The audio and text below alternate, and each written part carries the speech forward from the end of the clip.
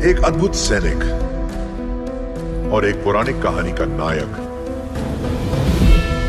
तुम्हारा भाई जिसे देवता मानते हैं। जब वो आएंगे, और वो जरूर आएंगे,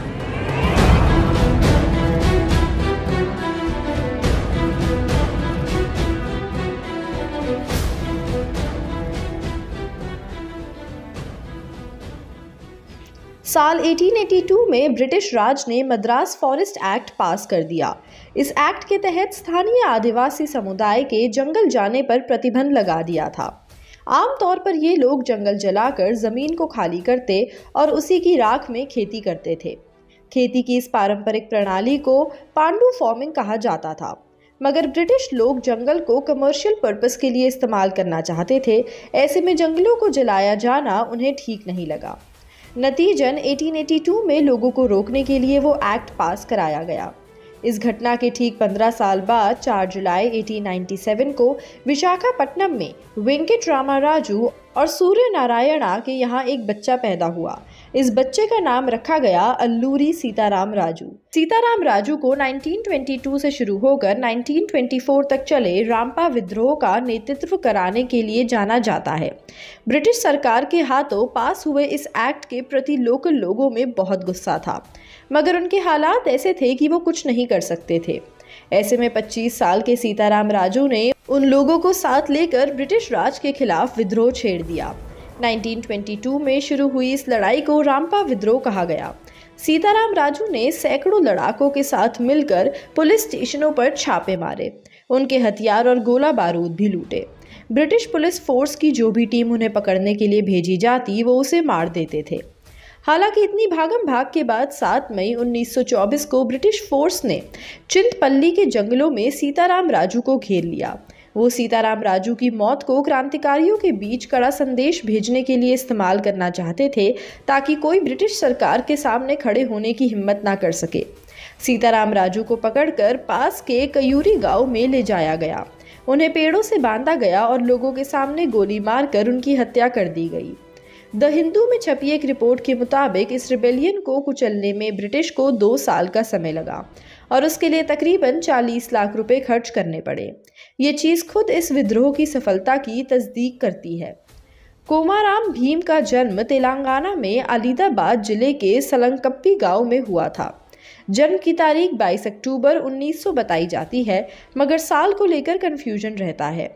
भीम का बचपन बड़ी दिक्कत में गुजरा। उन्हें किसी तरह की फॉर्मल एजुकेशन नहीं मिली। उन्होंने अपने लोगों की दुर्दशा देखी, पुलिस से लेकर व्यापारियों और जमींदारियों के हाथ होता शोषण भी देखा, जिंदा रहने के लिए भी संघर्ष किया। गांव के लोग जंगलों में खेती से जो भी फसल उगाते, उसे निजाम के लोग छीन कर ले जाते थे, ये कहकर कि जिस जमीन पर फसल उगी है वो उन लोगों की नहीं है। इन पीड़ित आदिवासियों के खिलाफ जब भीम के पिता ने आवाज उठाई तो उन्हें जान से मार दिया गया।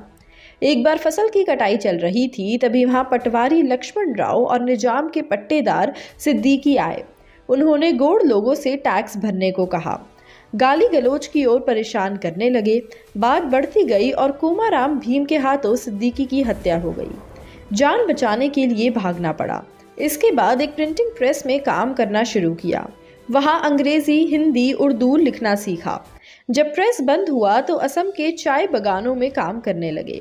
वहां काम करने वाले मजदूरों के लिए आवाज उठाई तो जेल में डाल दिए गए। 4 दिन बाद जेल से छूटे और जोड़े घाट आ गए। भीम ने यहाँ आकर आदिवासियों को इकट्ठा किया और उनके ऊपर होने वाले अत्याचारों और शोषणों के खिलाफ लड़ने के लिए मोटिवेट किया। 1928 से लेकर 1940 तक वो निजाम के खिलाफ गुरिल्ला युद्ध करते रहे। कई रिपोर्ट्स में ये दावा किया जाता है कि कोमाराम भीम निजाम से मिलकर आदिवासियों की समस्या पर चर्चा करना चाहते थे, मगर वो प्लान वर्कआउट नहीं हुआ। इस चीज से नाराज भीम ने अपनी गुरिल्ला आर्मी जमा की और निजाम के लिए काम करने वाले जमींदारों को मारना शुरू किया। जब निजाम को लगा कि भीम के नेतृत्व में ये विद्रोह और बढ़ रहा है, तो उन्होंने बातचीत करने के लिए कलेक्टर भेजा।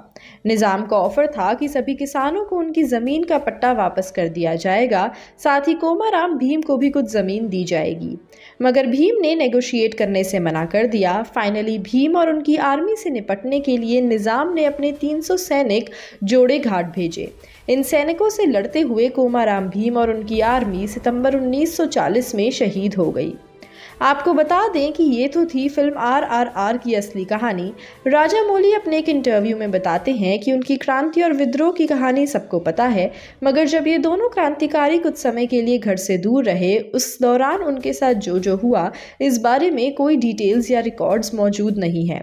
राजामौली इसी ब्लाइंडेड स्पॉट को सिनेमाई चश्मे से देखना चाहते थे। क्या होता अगर इस वनवास के दौरान इन दोनों लोगों की दोस्ती हो जाती, ये लोग एक दूसरे को इंस्पायर करना शुरू कर देते। ये फिल्म इसी फिक्शनल जोन को एक्सप्लोर करती है। RRR का फुल फॉर्म हुआ राइज रोड रिवॉल्ट। हिंदी में बोले तो उठो, गरजो और विद्रोह करो। साथ ही इस फिल्म से जुड़े 3 लोगों का नाम भी आर से ही शुरू होता है, राजामौली, रामचरण और नंदमुरी तारक रामा राव, यानी NTR जूनियर। ये फिल्म 2 ऐतिहासिक किरदारों के बारे में है। ये 2 लोग हैं अल्लूरी सीताराम राजू और कोमाराम भीम। ये लोग आंध्र प्रदेश, तेलंगाना से आने वाले रियल लाइफ फ्रीडम फाइटर्स थे। मगर इस फिल्म में जो कहानी दिखाई गई है वो पूरी तरह से फिक्शनल है, असली लोगों की फिक्शनल कहानी। और अब ये कहा जा रहा है कि RRR फिल्म की कहानी भी इसी को आगे बढ़ाकर होगी।